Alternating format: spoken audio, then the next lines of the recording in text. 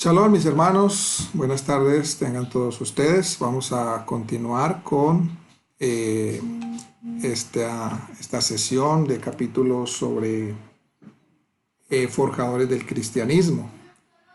Vamos hoy en el capítulo ya 32, 31 y 32. 31, los capadocios. Vamos a hacer un breve repaso de la primera parte, ¿no? De los capadocios que compartimos la semana pasada, y luego entonces seguimos con Agustín de Hipona. Vamos a seguir con Agustín de Hipona. Como hablamos ahora temprano, faltan ya 2 capítulos para terminar esta serie, y luego pues empezaremos ya otra serie de estudios. Vamos a ver cómo Hashem nos guía de acuerdo a la necesidad, ¿no?, que haya en el cuerpo del Mesías, en la comunidad. De hecho, pues estos audios que son grabados son montados a plataforma de YouTube, ahí en la comunidad, en el canal de la comunidad, y pues también son distribuidos por los grupos, diferentes grupos de la comunidad. Entonces, le damos gracias al Eterno primeramente por habernos permitido, ¿no?, esta transmisión, este estudio, por tenernos acá. Bendito sea su nombre. Pedimos al Eterno que todo lo que necesitamos para crecer y para ayudar a otros sea grabado en nuestra mente, en nuestro corazón. Bendito sea el Eterno, y podamos ayudar a otros también a crecer y a desaprender todos aquellos conceptos y todos aquellos dogmas que aprendimos, ¿no?, dentro de la teología cristiana, ¿verdad? No puedo, digamos, transmitir, pues, digamos, mostrando pues mi cara, porque como se está transmitiendo simultáneamente por Facebook, entonces si yo pongo mi imagen, pues mi cara, entonces no se podría ver acá transmitir simultáneamente por Facebook. Bueno, espero que no se duerma. Baruch Hashem. Muy bien, entonces el capítulo 31, los capadocios. Decíamos la semana pasada que después de que se desarrolló el sínodo de Alejandría, nos encontrábamos ahora con los capadocios, que estos eran unos obispos venidos de la religión, de una región, perdón, llamada Capadocia, ¿cierto? Y los principales capadocios, o estos principales obispos, eran Basilio de Cesarea, Gregorio de Nisa y Gregorio de Nacianceno. Ellos afirmaban que la palabra hipóstasis era muy ambigua y se presentaba para diferentes interpretaciones, pero finalmente propusieron una fórmula que es la siguiente: que en Dios hay 3 personas, o hipóstasis. Hipóstasis es una persona, ¿cierto? Es como un sinónimo de persona. Entonces, o manifestaciones, o personas, ¿cierto?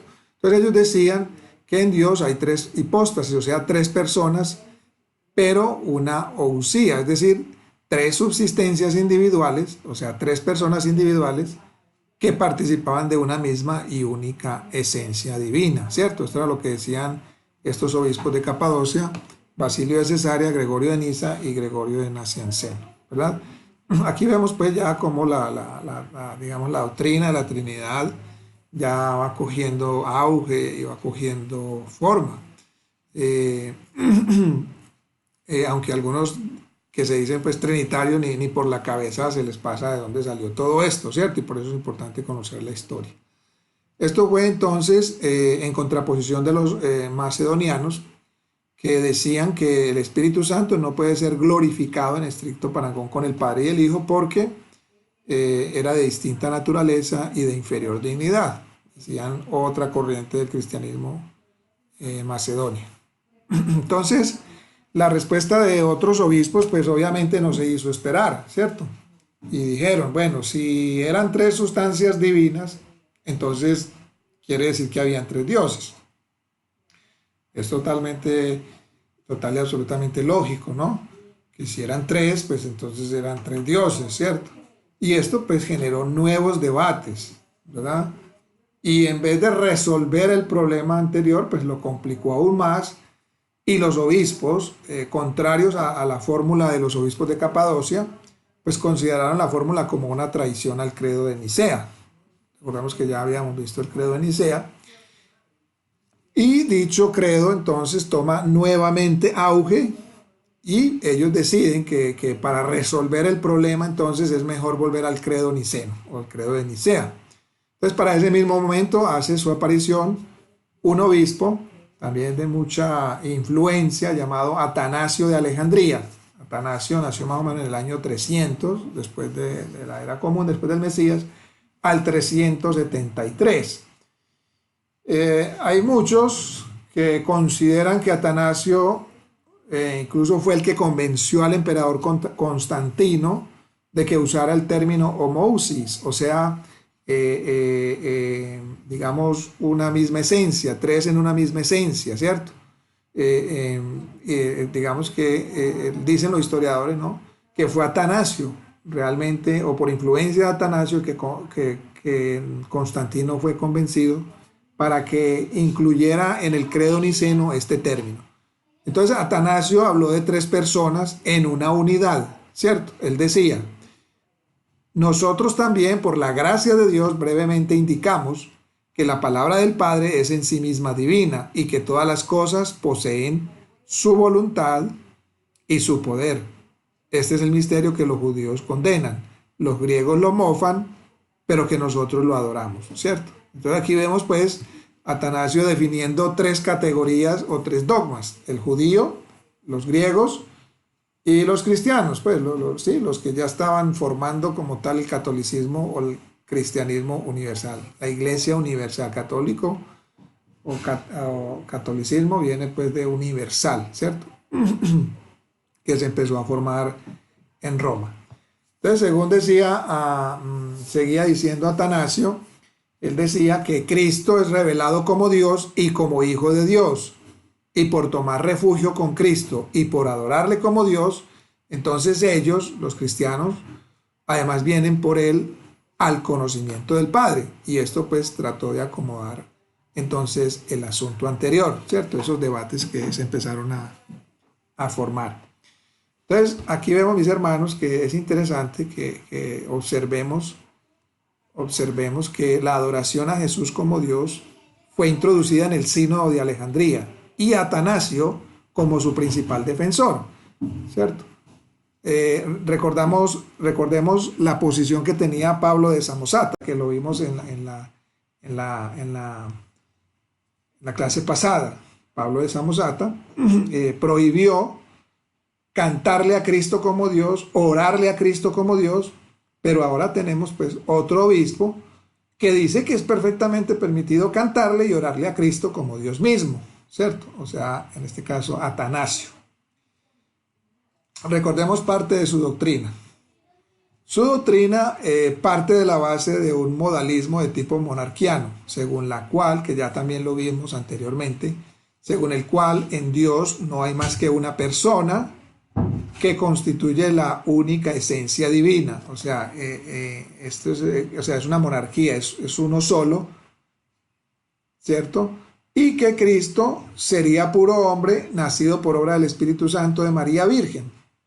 Pero en él, o sea, en Cristo, habitó el Logos o la sabiduría de Dios, concebido no a manera de una persona distinta, sino de un modo impersonal, que obra como en los profetas, pero de un modo pues más eficaz que en ellos, ¿cierto? Esto decía Pablo de Samosata, o Samósata. Entonces, aunque Pablo de Samósata vea a Jesús como hombre, se refiere a él, a Jesús, como nacido de una virgen sin la intervención de un padre biológico, ¿cierto?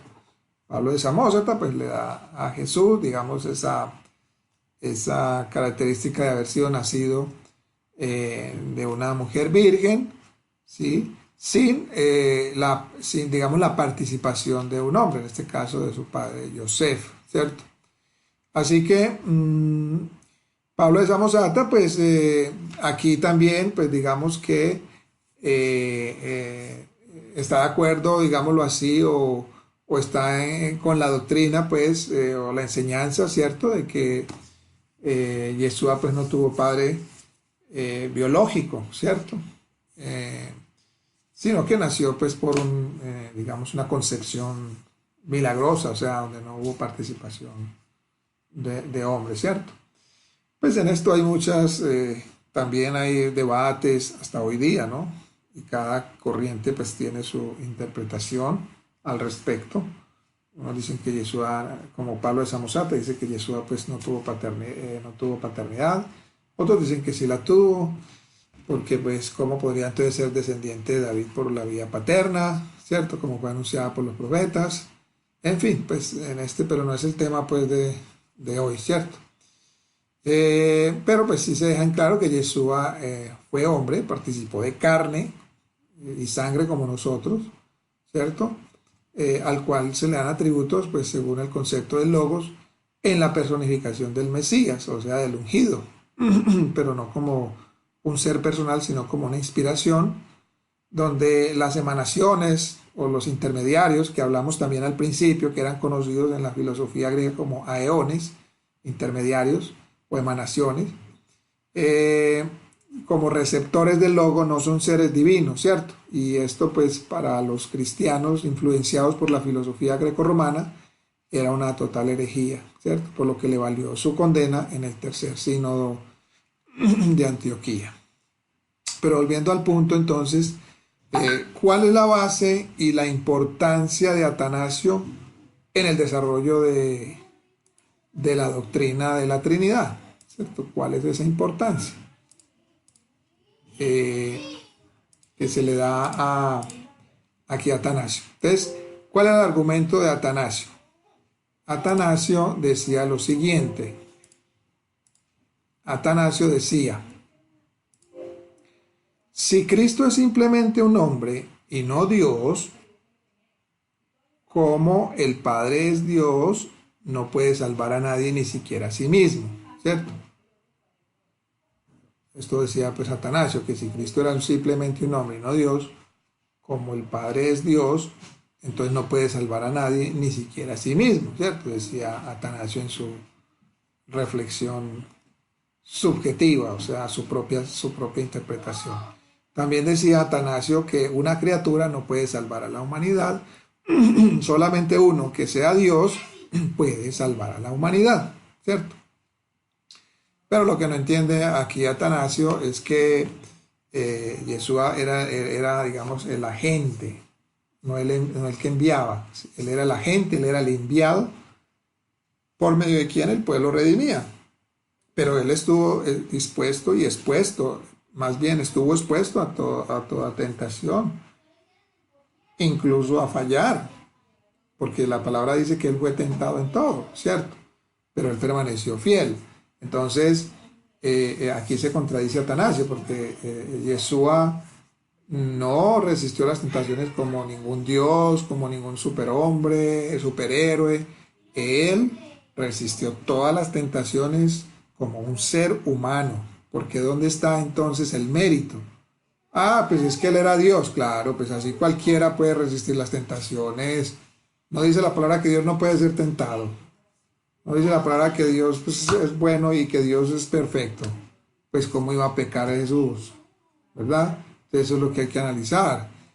Si él como hombre, ¿verdad? Él fue la herramienta, por decirlo así, el vaso por medio del cual el Padre, digamos, o el vaso que el Eterno usó para redimir la humanidad, pero al final el Redentor es el Eterno, ¿cierto?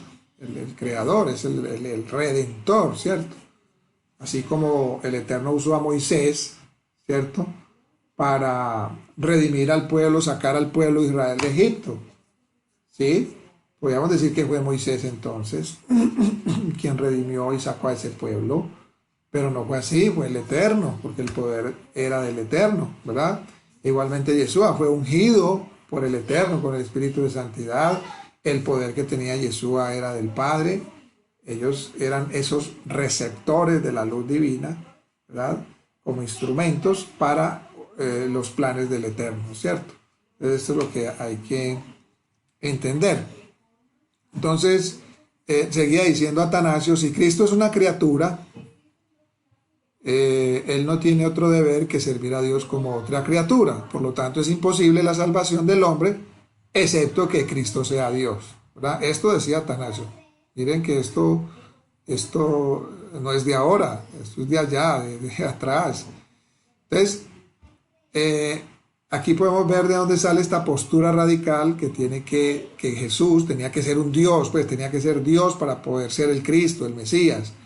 Y este mensaje subliminal pues es el que se ha transmitido de generación en generación a las personas con este dogma implantado en el subconsciente, por lo cual no pueden ver a Jesús de otra forma sino como Dios, ¿cierto? Como un Dios. Vemos esto más claro cuando dijo, lo que no es asumido por Dios no es salvo. O sea, si Dios personalmente no lo hizo en forma de hombre, ningún hombre común lo podrá hacer, ¿verdad? Esto decía Atanasio, consejero de Constantino. Bueno, aquí como pudimos analizar ahora. Entonces, por lo tanto, seguía afirmando Atanasio, la salvación requiere que el hombre que la lleve a cabo no sea asumido por un intermediario cualquiera, sino por Dios mismo. Si el Hijo es una criatura, escribe Atanasio, el hombre seguirá siendo mortal, no estando unido a Dios, más aún el hombre no sería divinizado si el Verbo que se hizo carne no fuese de la misma naturaleza que el Padre. Entonces, para los cristianos de la actualidad, claro está, para aquellos pocos que se toman tiempito pues, en leer la historia dogmática de su doctrina, Atanasio es un superhéroe exponente de la Trinidad en conjunto con aquellos defensores del dogma, ¿verdad? Bien, seguimos entonces. Ahora, por supuesto que una gran cantidad de teólogos de esa posición pues se preguntaban cómo expresar entonces la multiplicidad de la deidad y al mismo tiempo la unidad dentro de esa multiplicidad. Entonces Atanasio respondió a esta pregunta y lo explicó así. Jesús no tiene un alma racional como nosotros la tenemos, es decir, el alma racional que todo humano tiene. En el caso de Jesús fue reemplazado por la palabra y la palabra vino a ser su alma racional, ¿verdad? Decía Atanasio, ¿cierto? Aunque dice también, aquí dice, decía Atanasio también, una frase que se le acuña a él, que perfecto Dios y perfecto hombre, de un alma racional y carne humana que subsista. Esto lo contradice a él, o sea, él mismo cuando dice, quien a pesar de que se es Dios y hombre, sin embargo Cristo no es dos, sino uno. Entonces, ¿cómo así? Perfecto Dios y perfecto hombre, un alma racional y carne humana que subsista. Pero luego dice que a pesar de que se es Dios y hombre, sin embargo Cristo no es dos, sino uno, ¿verdad? Por lo tanto, pues la lógica de Atanasio da a entender que el Logos Cristo, el Logos o el Aeón o el intermediario es su alma racional en un cuerpo de hombre. Entendiendo acá Logos como la palabra, ¿no? Veamos este interesante comentario al respecto. Con todo, de investigaciones recientes, resulta que en la cristología de San Atanasio, como se le conoce, no hay puesto entonces para el alma humana de Cristo. Es decir, Cristo no tenía un alma humana, ¿cierto? O sea, era un ser venido de un extraterrestre, de otro mundo, ¿no? Pero no era un ser humano como cualquiera, no tenía alma. Pero alguien, un historiador, también que escribió mucho sobre, digamos, todos estos dogmas, conocido como Stulken, tiene el mérito de haber descubierto que como teólogo, Atanasio no atribuye ningún papel importante al alma humana de Cristo. Y otro historiador también, G. Boycin, trató de refutar este punto de vista. Pero han llegado a la misma conclusión y examinando cuidadosamente contra arianos, ¿cierto? Se ha mostrado también la poca consistencia de la argumentación de Atanasio contra los arrianos. Recordemos la doctrina de los arrianos que ya la vimos, ¿cierto? De Alejandro de Arrio.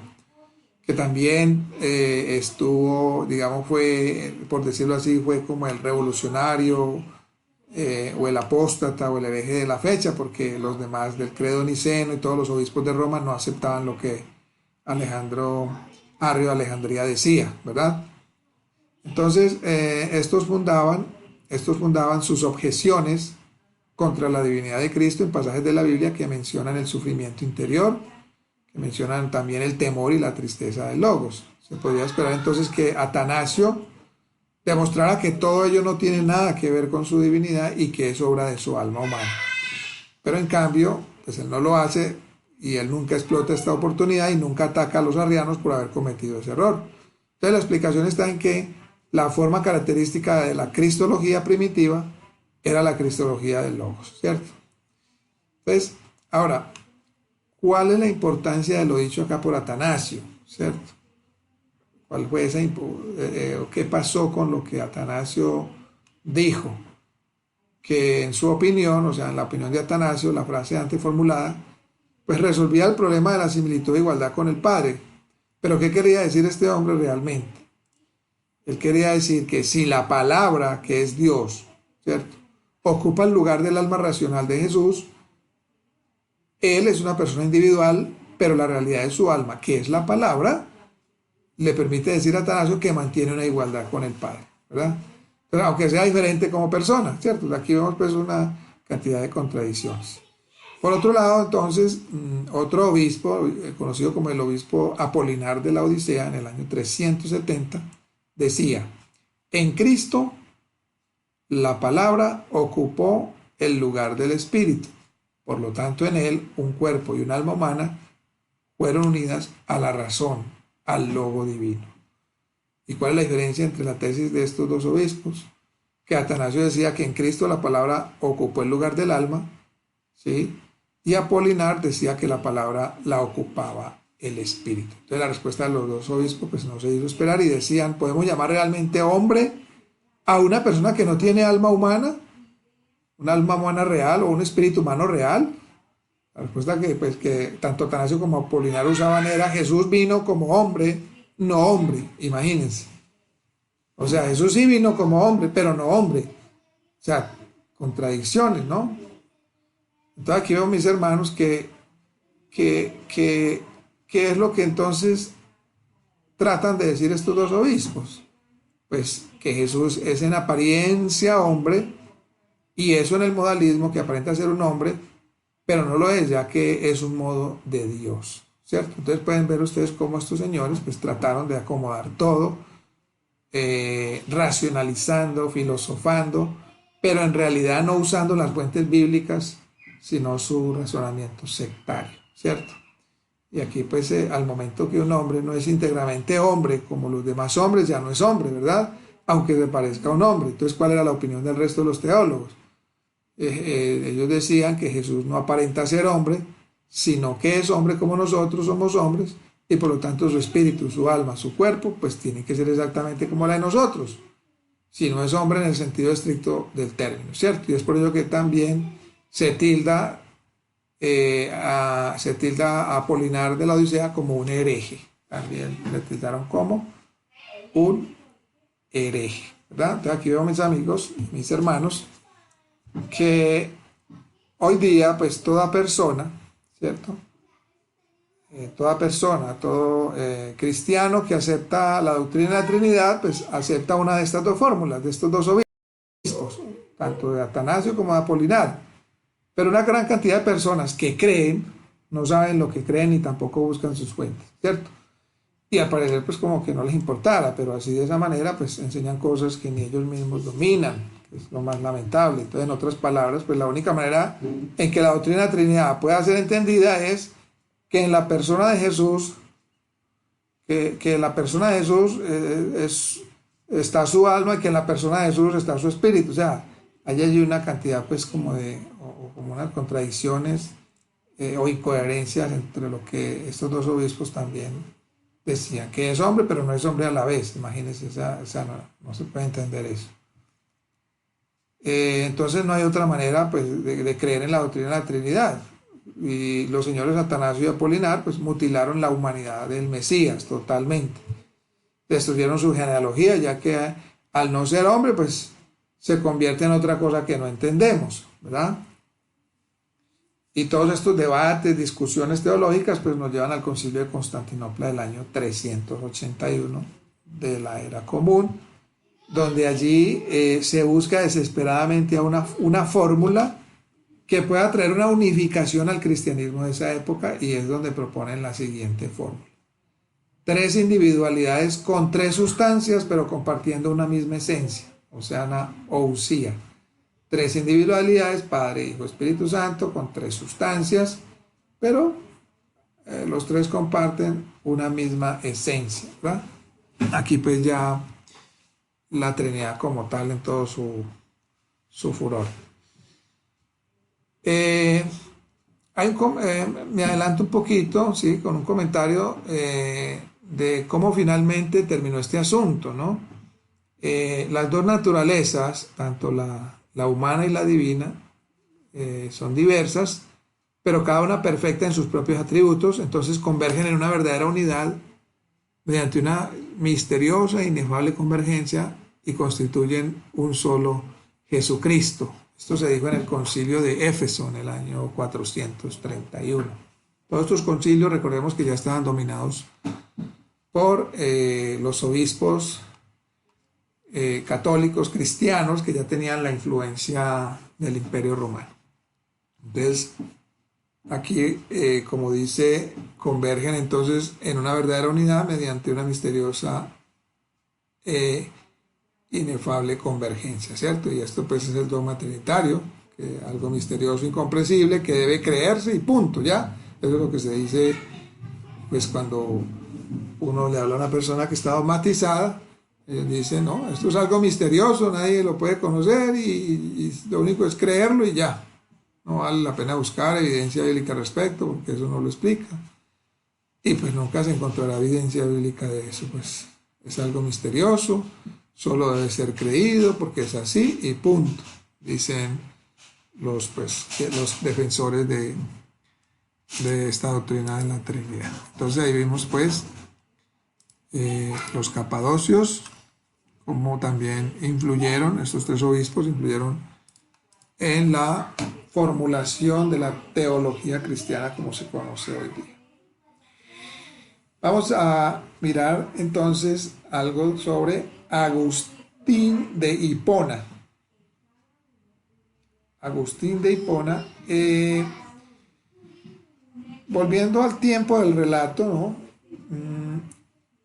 Con esto se pensó, o sea, trayendo lo que acabamos de decir sobre los capadocios y todo lo que ellos dijeron, entonces se pensó que se iba a llegar a una solución, ¿cierto? Por lo que dijo también Atanasio, ¿cierto? Pero no fue así. Y esto pues nos lleva a otro personaje llamado Agustín de Hipona, que es desde el año 354 al 430 más o menos de la Era Común. ¿Cuál fue el aporte de Agustín de Hipona?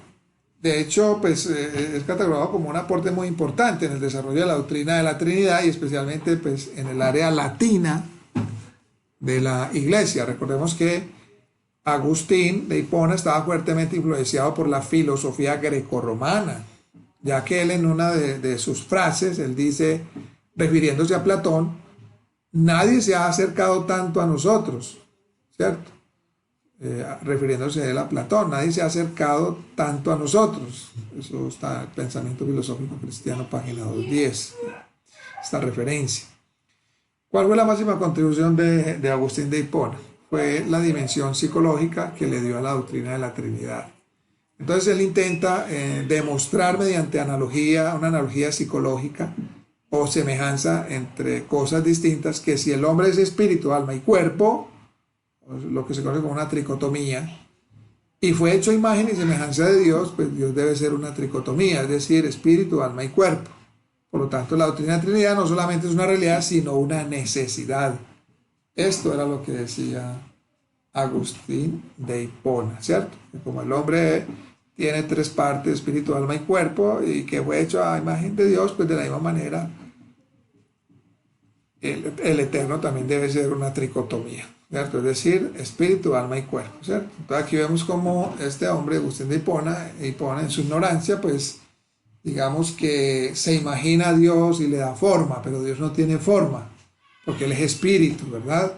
Y eso pues ya también raya en lo peligroso, ¿no? De pronto de crear ya idolatría, ¿cierto? Crear una idolatría porque pues el hacer a Dios, darle forma, hacerlo como una criatura, sí, pues eso es parte de la idolatría, porque estaríamos entonces adorando a una criatura y no al creador.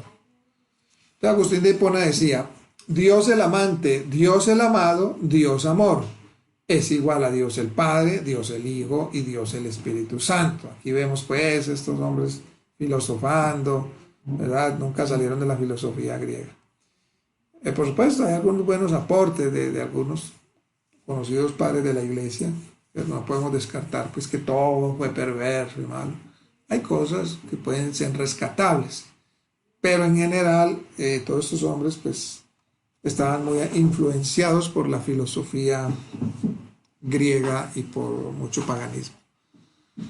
Entonces seguía diciendo Agustín de Hipona que el Padre no crea, el Hijo no crea, el Espíritu Santo no crea, que quien crea es la Trinidad. Decía Agustín de Hipona, o sea, el Padre y el Espíritu Santo unidos eran los que creaban. Agustín de Hipona continúa diciendo, cuando adoramos al Espíritu, no adoramos al Espíritu, adoramos a la Trinidad. Cuando adoramos al Hijo, no adoramos al Hijo, adoramos a la Trinidad. Cuando adoramos al Padre, no adoramos al Padre y adoramos a la Trinidad. Wow, este hombre es tremendo filósofo, ¿verdad? Entonces, por favor, vamos a poner atención a lo siguiente. Agustín de Hipona decía que la esencialidad de la Trinidad es un misterio que nadie puede comprender, pero que todos los cristianos deben aceptar como un dogma de la fe.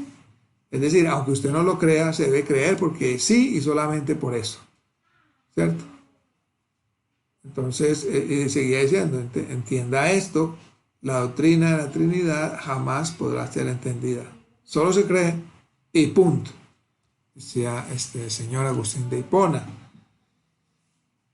Y sobre esto pues tenemos un relato también atribuido otro relato atribuido a Agustín de Hipona, que dice que estaba Agustín paseando por la playa pensando sobre el misterio de la Santísima Trinidad, y cómo se preguntaba que cómo era eso, que el Padre es el Hijo es el Padre y el Hijo. Creer porque sí y solamente por eso, ¿cierto?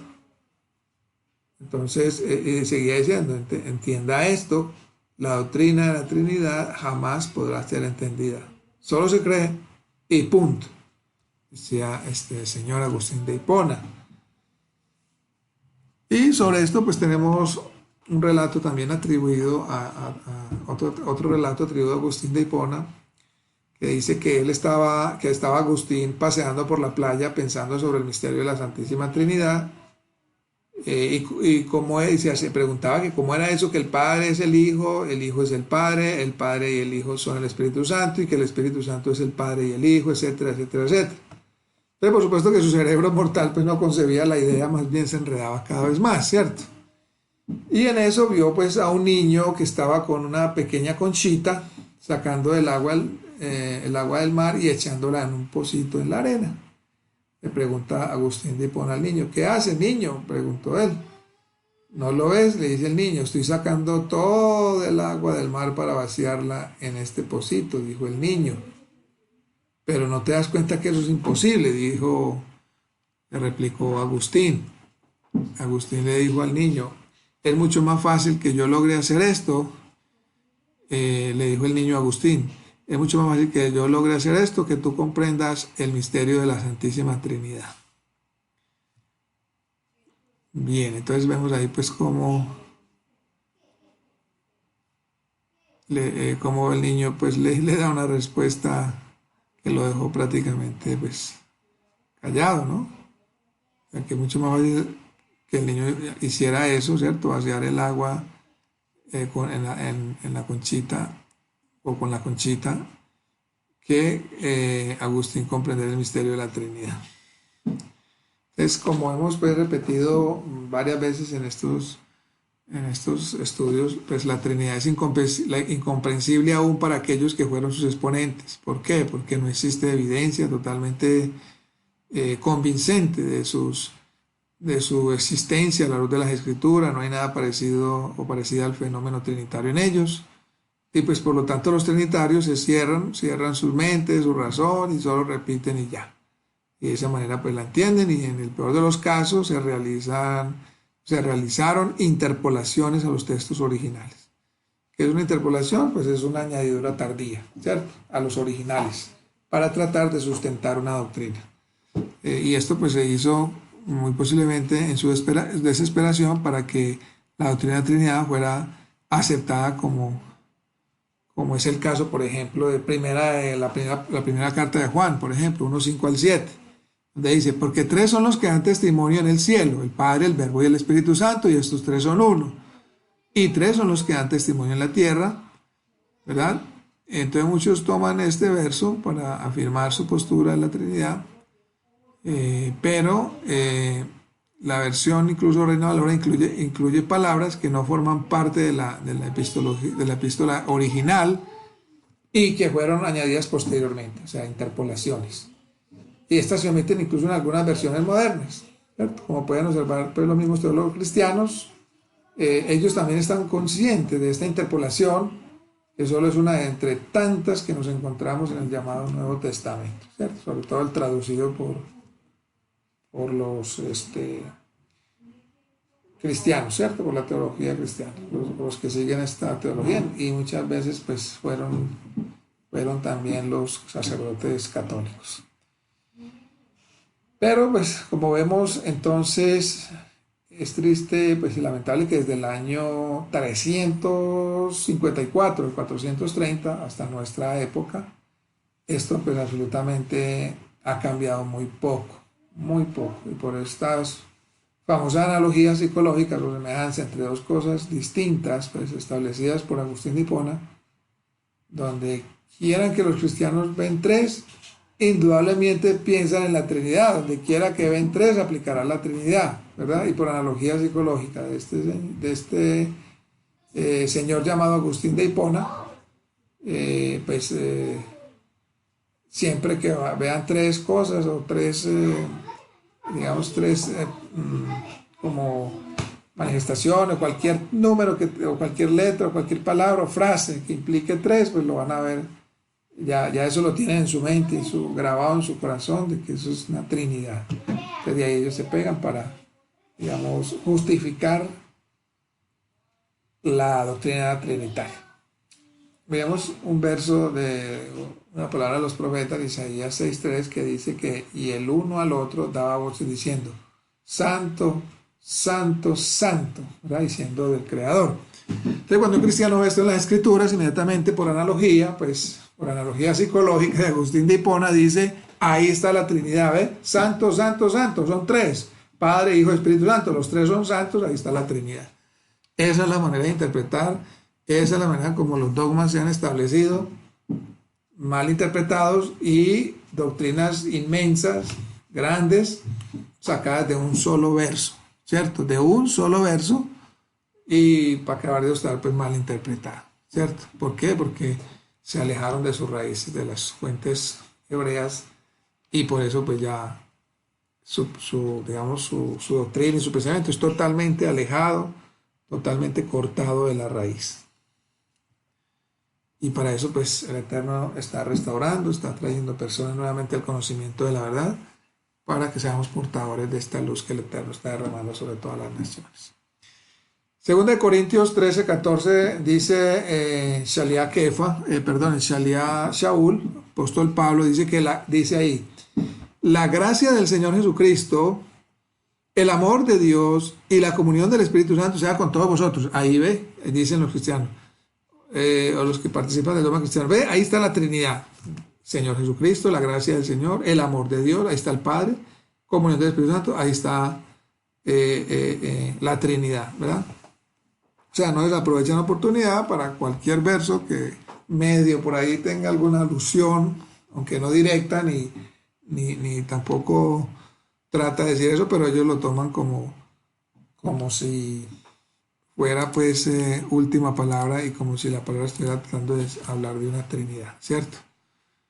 Y bueno, pues por supuesto, entonces ellos, donde quiera que hay tres cosas así como esta, siempre van a haber tres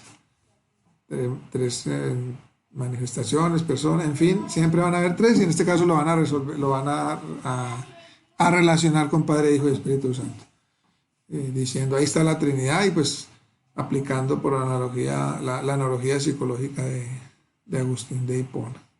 Entonces, mis hermanos, pues a la hora de la verdad, cuando se cuestiona esta posición de los cristianos acerca de la doctrina de la Trinidad, pues ellos simplemente responden, bueno, esto es un misterio que nadie puede explicar, que nadie puede entender, hay que aceptarlo como un dogma de la fe.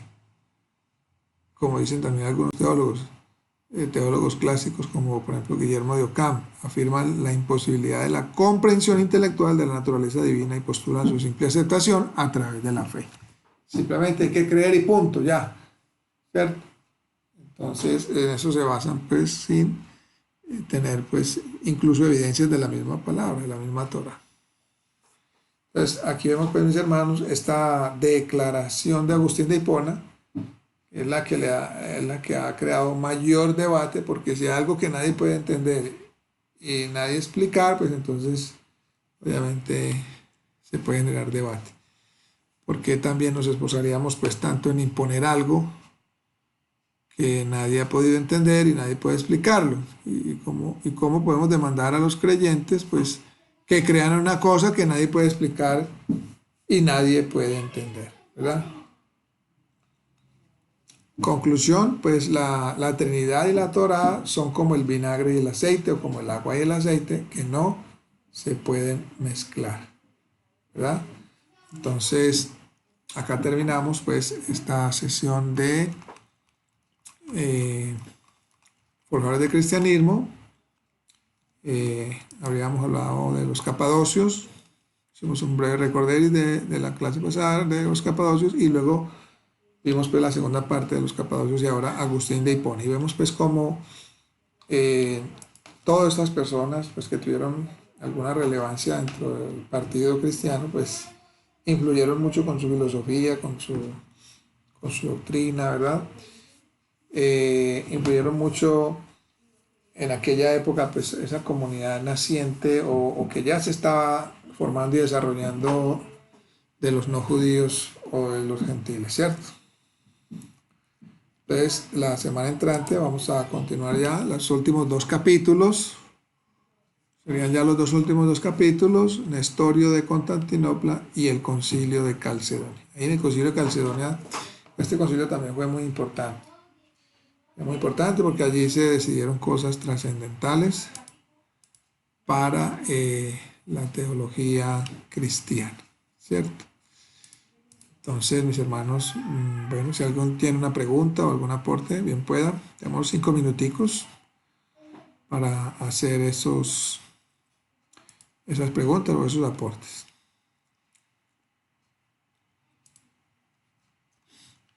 O todo está muy bien entendido.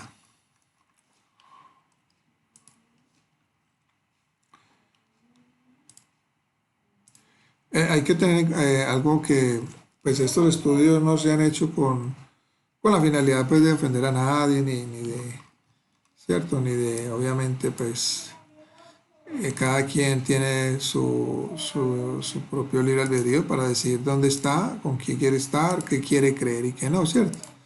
Esto no es para imponer, es simplemente que nosotros estamos conociendo, ¿no?